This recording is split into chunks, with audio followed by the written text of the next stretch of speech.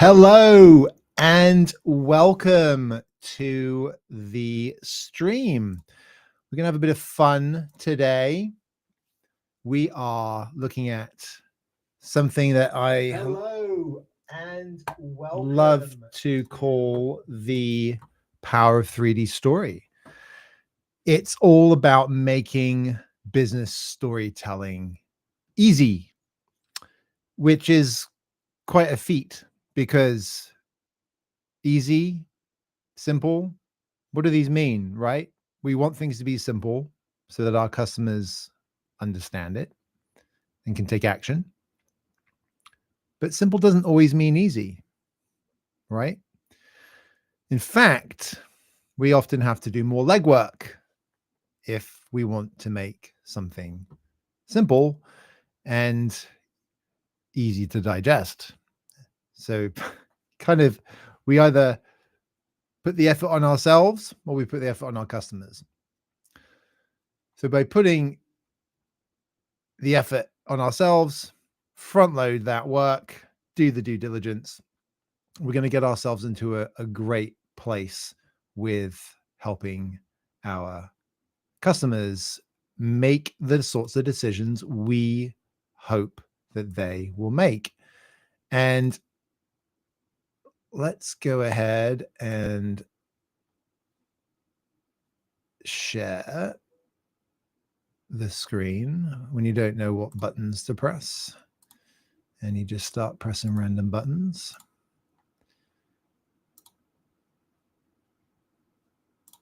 Let's do this.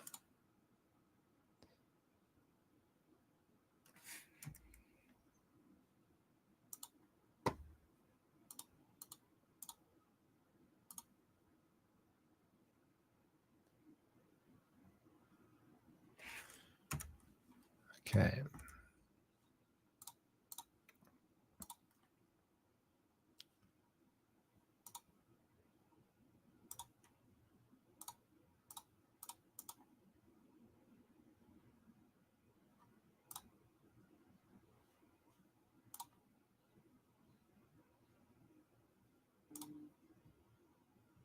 Here we go. So simple is going to make it easier for our prospects and our customers to actually make some choices. Now, this is a concept that should make a lot of sense for all of us coming up with any messaging, whether we're in sales or marketing, or even just trying to land a pitch with our leadership team for the company that we work with.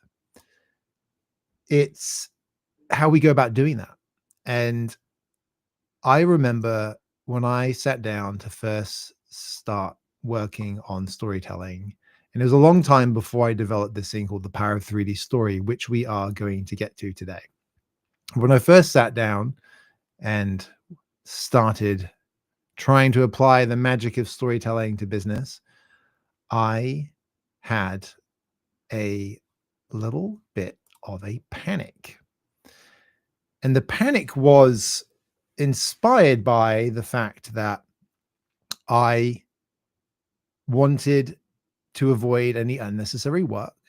And as one of my mentors a long time ago, Nick Drew, suggested, was go find out if somebody's already got a framework, a method, somebody's done the legwork.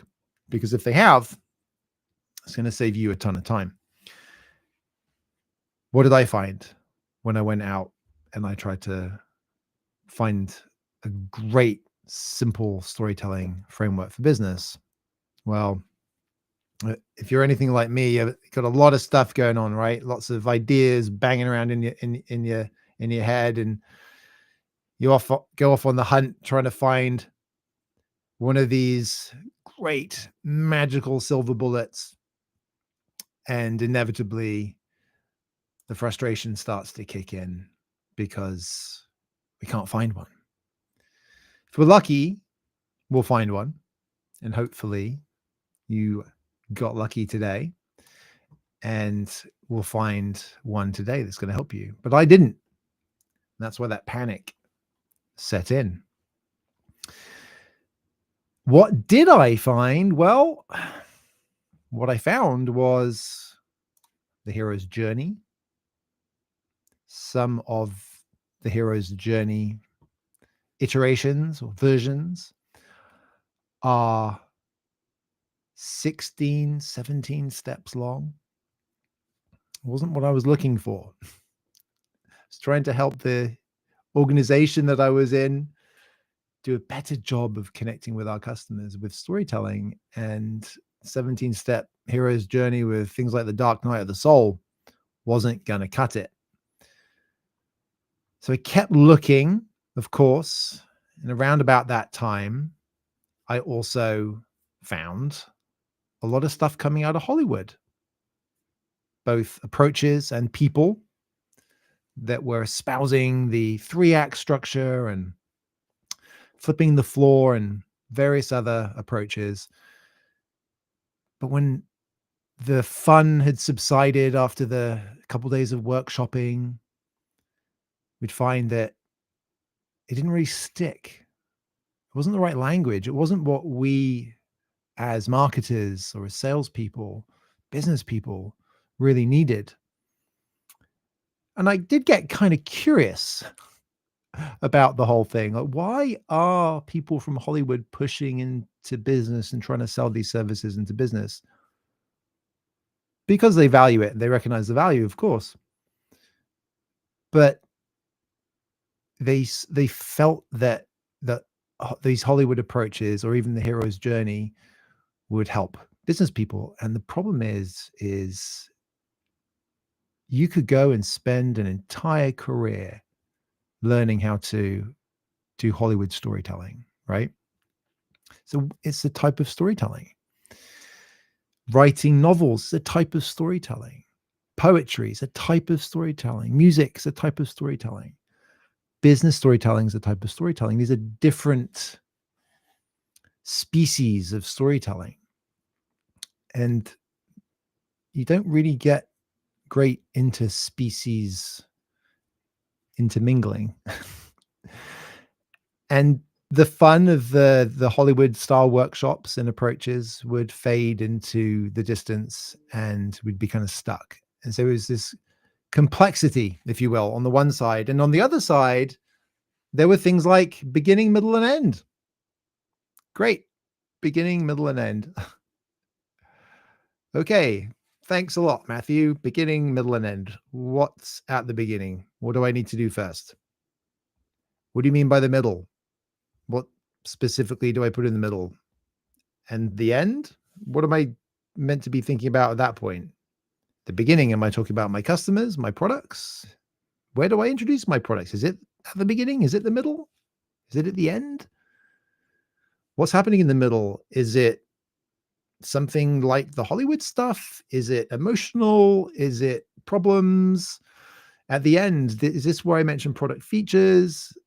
So you start having all these questions. And when you have all these questions, you start to get stuck in the kind of abstraction. And that's the problem with simple things. Simple can be abstract because if you don't have the roadmap to what the simple thing is, then you don't know how to apply it. Similar but different problem to a complex framework, right? There's another one which the South Park creators came up with. I love it for the right reasons at the right time. It can be a really useful tool but therefore. But the problem with this, like with the beginning, middle, and end stuff, is it's simple. And so it starts to raise a lot of questions. What do we mean by this? What do we mean by and? Do we say something and something else and something else? How do we use but? But is there a problem? Therefore, is this an answer to the but? How does that relate to my products, my customers? How do my customers fit into this, right? So you start to have all these questions, have all this abstraction, and you start to find yourself in the same place as the beginning, middle, and end. And the panic sets in again, right? So don't panic. Before we get to talking about the Power of 3D story and a fun tear down that we're going to do today of somebody's website. So I want to go back way back to 1941. Now I want to go back to 1941, because in 1941 there was obviously some interesting things going on in the world, but one of those interesting things was actually the history of our family, my wife's family in particular. There was a wedding, and the wedding was my wife's grandfather got married. That's what you do at a wedding, and that was a really busy year for him for personal reasons and professional reasons. Because professional reasons, he was legal counsel to the ambassador of Mexico to the United States. And Mexico was neutral, as was the US at the time, despite that little thing that was going on in the world, World War II, and the German activity that was happening in the Gulf of Mexico. But later that year, still 1941, in December, Pearl Harbor happened. And obviously the US was then fully in the war, and Mexico also drew a line and took sides at that point. So whilst all this was going on, my wife's grandfather finds himself traveling back and forth to Campeche in Mexico. And he's a lawyer, so he's carrying a lot of legal documents with him. And it's fascinating, the stuff that he was involved with, right? The legal agreements.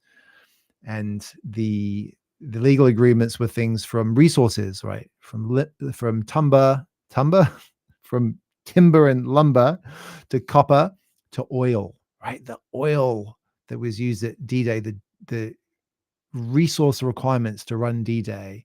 Mexico's involvement was a huge support to the war effort. And you can imagine there's a lot of legal documentation, right? But if I had started sharing this by saying, hey, let me tell you about a bunch of legal documentation, and there's these different types of legal documentation. There's the copper, there's the timber, there's the oil, there's the agreements for the Pacific Theater engagements with the Aztec Eagles, and so on and so forth. You wouldn't be blamed for having your eyes glaze over, right? And that's the risk that we run with our customers, right? Having their eyes glaze over. But again, I don't want you to panic. So even though I've painted this picture of eyes glazing over and frameworks that are too complicated and frameworks that are too simple, there is another way. There is the Goldilocks way. Not too hot, not too cold, not too complex, not too simple. And it all starts with something that we can all understand. And that is, what do people care about? Of course, our customers, right? But people, what do any people care about? And as a company with a product, software as a service, a physical technology product, a financial service, whatever the product is, it's very easy for us to think about what our customers want as being the practical aspects, right? I need to manage my finances better, or I need to harness AI more effectively. Like, we think about AI agents as a way of trying to create this iPod moment for AI. Or if we have an enterprise resource planning system, we might be looking to drive down costs by improving and tuning how we do our enterprise resource planning. Last in, first out, first in, last out, factories, production, shipping, all of these things, right? And yes, there are things that we are trying to get done, and that's a fact. When we think about what our desires might be for the business, yes, that is there at a surface level, dare I say superficial level.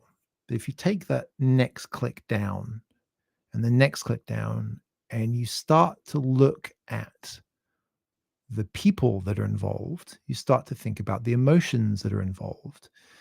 And in fact, there's a book about enterprise resource planning called The Goal that a mentor of mine recommended to me when I started working in ERP. And it's actually a novel. It's a legit story tapped into that tool, the novel writing, the creative writing way of storytelling, and used it to tell the very complicated story of enterprise resource planning. And of course, it worked because it was a great, well written story that had people and needs and emotions and relationships. So starting here should be easy.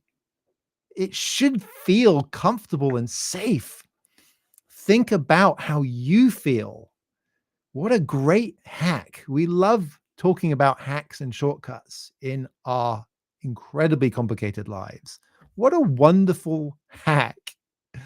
Think about yourself, right? What do you feel? And then start to think about the people you work with, and then start to think about your customers.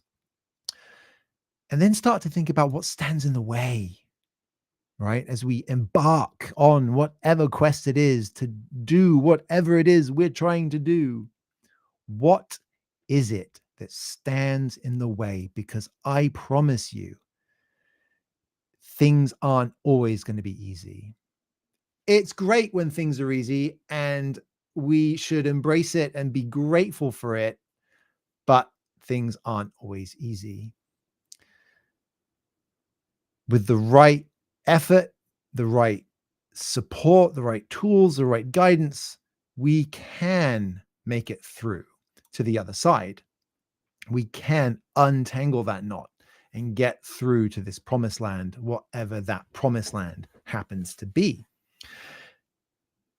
And that is ultimately what we're trying to do. Whatever your product value proposition is, you're promising to help your customers get to this place. The problem is we so often start there, and we can see that in a lot of the materials that we create. And of course, what better than websites, right? To take a first stab at when it comes to understanding and digging into what we're saying, what anybody's saying. We come across this all the time. I'm sure you and I have both been on the web this week looking for things for support, whether we're buying something, a consumer purchase, or we're trying to learn a new topic or learn more about something that we need to know about, or research an important decision for our business. So we're always exposed to these things, right? And it's not hard to reach out there and go and pick a site to pick on. And so my unsuspecting victims for today are Snowflake. So we're going to have a bit of fun, and let's, we'll be kind. And hopefully if you're from Snowflake, you'll be able to play along with what we're doing here.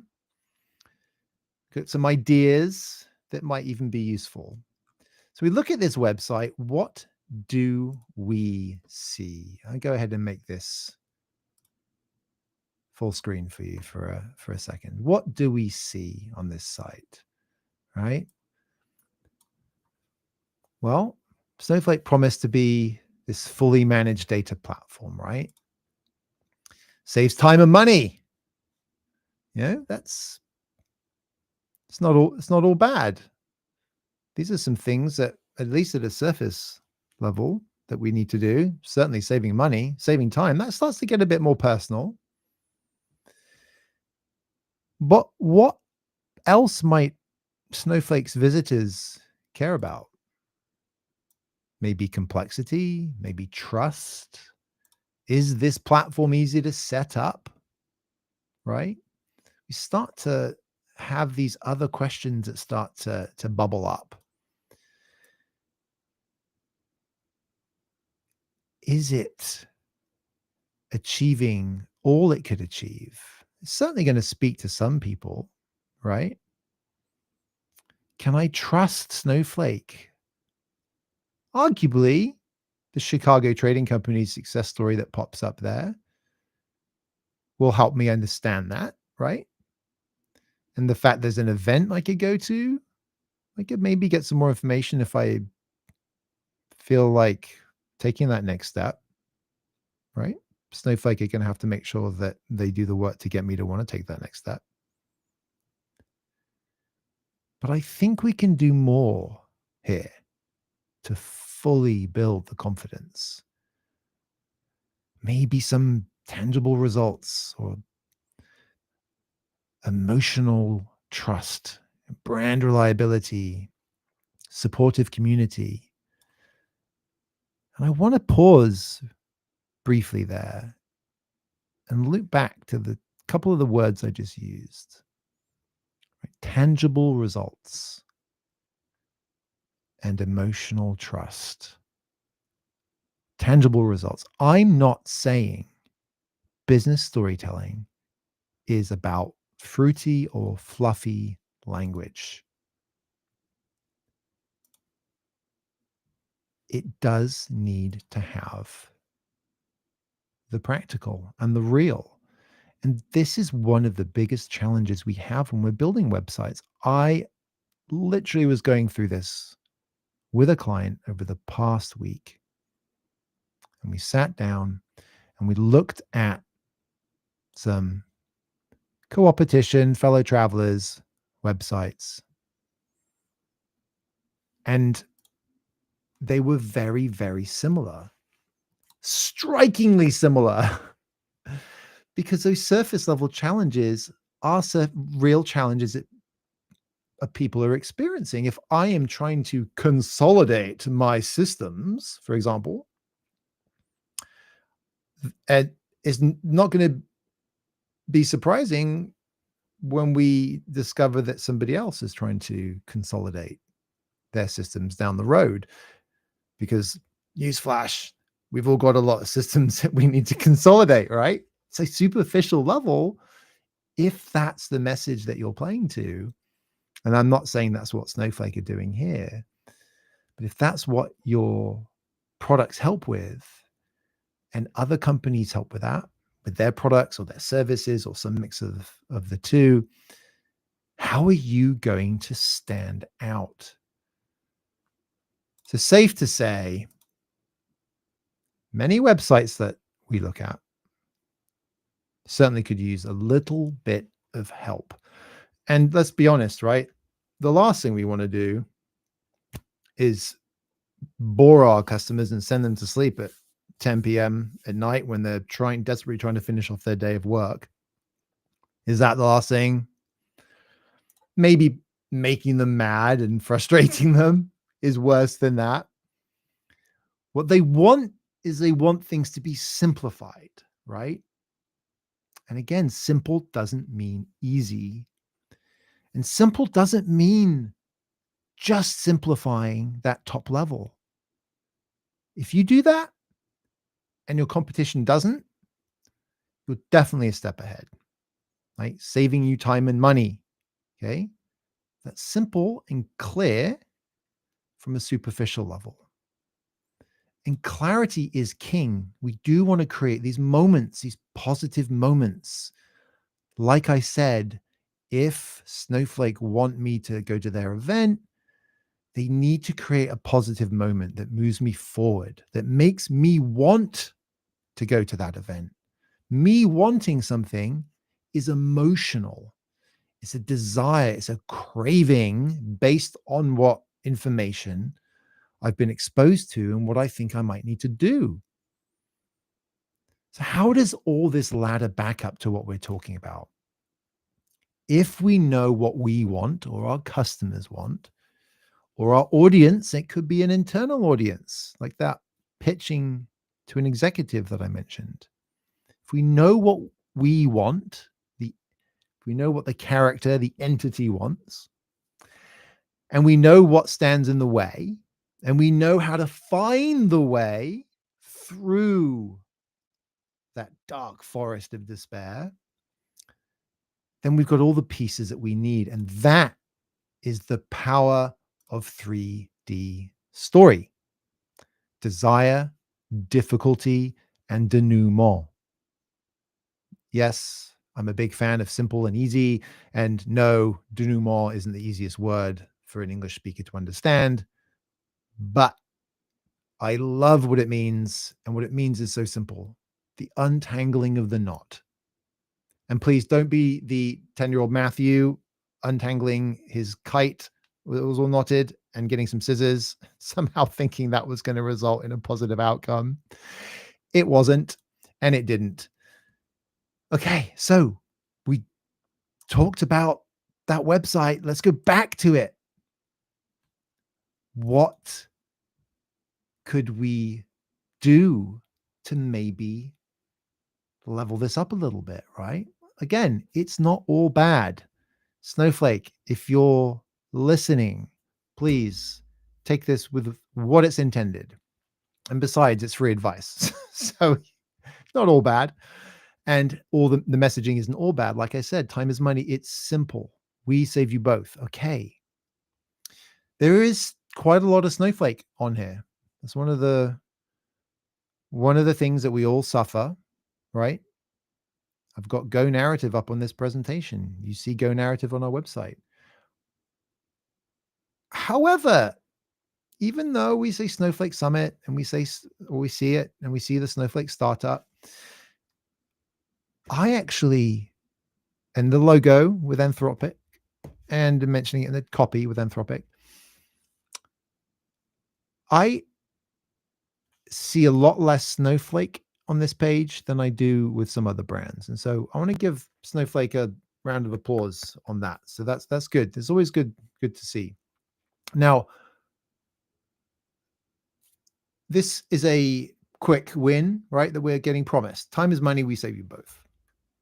How about a little bit of substantiation, right?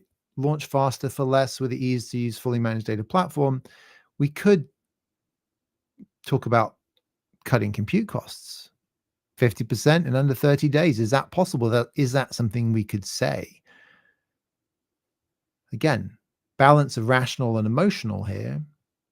Possibly a bit of opportunity to bring in a little bit more rational. And then what about the hesitations, right, that people might have? Maybe we can do something with the Chicago Trading Company. Maybe we can dive a bit deeper or promise to dive a bit deeper. Again, some of that kind of rational back end. But then from an emotional perspective, the other side of the coin, can we answer the question, why Snowflake? Is there something special about Snowflake? Is Snowflake committed to helping in a certain way, or has some social proof that we can share?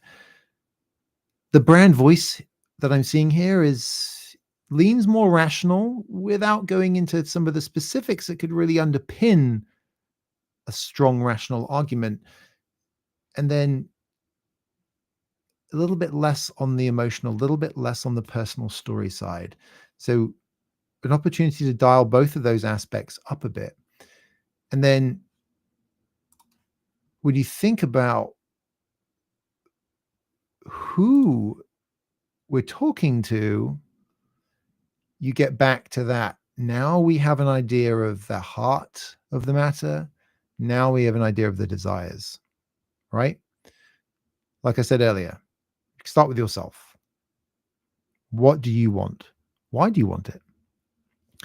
Do that as an exercise, and then you can start to apply it to the customers. And so when we think about who might be coming to our website, in this case, Snowflake's website, there's a great place to start. And that is the two ends of the spectrum from a buying perspective. Completely new users, or people who are new to the brand or even the category or the product. And then those who are already deep into it, understand a lot, and are really looking to dig into the rational details to justify their decision to themselves, to their stakeholders, to the buying committees, you name it. And there's obviously folks in between, but that's a very powerful way to start thinking about it, because different audiences are going to need different things. If we think about the late stage person, right? Maybe they want smooth, high performance cloud data. They've heard the hype, right? Now they need the proof. And what we can do there is we can show some of those real world examples, those real world stories, the companies that have overcome those same challenges. Now, on the other hand, if we think about those who are earlier in the journey, what might they look like? Maybe they want to solve a chaotic data issue. They haven't even got to the level of understanding what that means, but it's chaos. And they know that. And they know how they feel because of it. Things are slowing down. This data is siloed, but they don't know much about the data warehouse category yet. Maybe this is somebody that's been tasked with going and helping solve this problem for the company. Maybe they're quite junior. Maybe they don't have a lot of experience in the industry. We can't assume that everybody who lands on a website is that late stage person. And you know what? The late stage folks are going to know to click and dig and will be prepared to do so to a degree. Your website is a good thing to pick apart first because it is that public face, right? As would be an ad campaigns, any outbound, high visibility, low detail. And above the fold on your website is like that. It's quite possibly the first place people are going to interact with your brand. And so thinking about these two ends of the spectrum of people who are completely new to the category, the problem, the products, and those who are deep into it, it's a valuable exercise to help you understand how you should be talking. And so for those people who are new, what does their experience look like? There could be a lot of fear about change, fear about complexity, fear about wasting time, clueless about best practices in the industry, right? It's not a place they've had a chance to get to yet. So with them, we can show how, in this case, Snowflake scales easily, right? It's a good place to start when it comes to the narrative that Snowflake hopefully has. And it's good because it's accessible, right? Is it simple and does it scale? Am I getting into something here that is not going to be a horrible, complicated challenge? And is it going to grow and change as our business does? Or am I going to get locked in to something that's very specific? So maybe a demo or a custom story could be a place to start with that. A couple other things we could think about is how do we reel them in, right? Maybe we look to thread the needle between the two types here by approaching that headline a little bit differently, cutting costs and complexity with a fully managed data platform. Cutting costs is going to speak to the late stage person who's looking for that rational justification. Cutting complexity might speak to that first person who's frustrated by that complexity. And it's done with a fully managed data platform. That's what you're seeing here today. If you didn't know that a fully managed data platform does that kind of thing, that's what you're going to learn about here. And if you did know, then we're making sure that we anchor on that and we're ready to continue the conversation. And of course, there's always the opportunity for a subheader, some additional detail, whether you're just exploring or ready to launch, see real results from our customers. Fast, get in and out, right? Then for a call to action, we could look at something like sharing, educating, teaching. I like to think about the difference between education and teaching, that kind of kindergarten, making sure that that early passion is nurtured rather than education, which could be deeper into the coursework of a degree. Of course, this education that happens in kindergarten. The point being is that teaching includes education, but isn't just limited to education. There's inspiration, there's connection. Learning how something works, doing that in a way that teaches. Maybe there's an overview page for the folks who don't know about it, right? With some simple explanations that you can steer clear of if you already know. And then maybe we can promise ROI in 30 days because maybe we've got case studies that prove that. Or whatever your numbers are, right? Whatever you can prove out and point to that. And that's going to be something that those later stage folks are going to latch onto because they need to be justifying that based on where they are in the sales journey. And then, of course, social proof can be done for both of those scenarios. And as you think about creating your customer stories, your case studies, your showcases, imagine that kind of documentary. Fascinating, interesting, teaching about the problem, drawing you in, and then imagine the full-blown case study with the details, the recipe, the guide for how to get it done, and then making sure that each one of those steps is provided so that you can take it as you are ready to take it. And what we've done here is we've created these moments, right? These emotional, engaging moments, because we've thought about who we're talking to. Now, part of the trick here is not to over-engineer it. Perfect is the enemy of the done. Getting the ideas going, getting the ideas flowing is so important. You can come up with a hypothesis that you can test, right? You can do the research. You can speak to customers. And that's, by the way, one of the reasons why I created this Storytelling for Action playbook. And it's because when we're trying to do this stuff, when we're trying to apply storytelling in business, it's super helpful when we've got a strong guide. And so with this playbook, I promise you will get step-by-step instructions and examples to inspire and give you ideas so that you can then sketch out those concepts that you've got for your website. And you can pick it up at Amazon. You can go ahead and follow that link. And if I put that into the chat, you can also click on it directly. I'm a big fan of examples, right? Being able to see how we do it, not just what needs to be done. Because the process is so important. It's so valuable, being shown how to do it.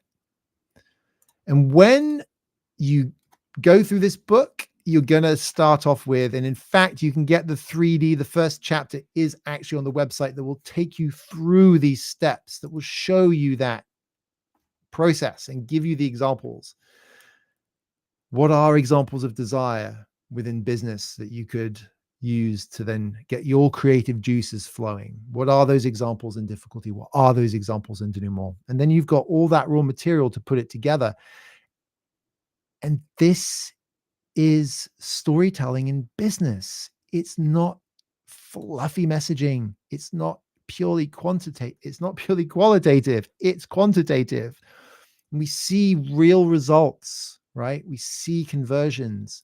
You can A/B test your own LinkedIn profile with a story blended version of your about versus a facts and figures version. And you will see this 4x increase, right? You will see conversions of your page actions. And it's because you're simplifying. It's because you're rooting it in real people and what real people want and what they need. You're bridging your product. You're connecting your product to your story, and you're doing that through the pains and passions of your customers. So what next? What would I suggest that you do? Well, think about what story you're trying to tell, because we can look at that with our Snowflake example. What story are we trying to tell to people who are not familiar with data warehousing, but have got a chaotic data environment that they're trying to deal with? What story are we trying to tell? What story are our potential customers living? When we understand the stories of our customers, we understand their passions, we understand their pains, and then we can map our proofs, what we do as a company, to those very tangible, very real things. And that gives you what you need to build the stories that you can then tell. So thank you so much for joining today and getting a level 101 on storytelling in business. We talked about that panic that sets in when you try and find a framework and you can't find one. Have you found a framework here today that you can apply? Hopefully you have. If I didn't make that clear, then maybe I'm not doing my job. And we talked about that framework being that Goldilocks in the middle, not too simple, not too complicated. And we took a real website, a real example. Thank you to anybody from Snowflake who happens to be listening. Good sports and not bad website, to be honest. Doing a good job keeping your ego in check, and you're working to get things clear and crisp. And hopefully you took some additional ideas away on how you can take that to the next level, with the next level down, with those emotional states that your prospects and your customers will be going through. So thank you so much for joining, and I look forward to our next meeting, where we'll have an opportunity to look at another website, do another teardown, and answer your questions regarding the desire, the difficulty, and the denouement, untangling of the knot of the power of 3D Story.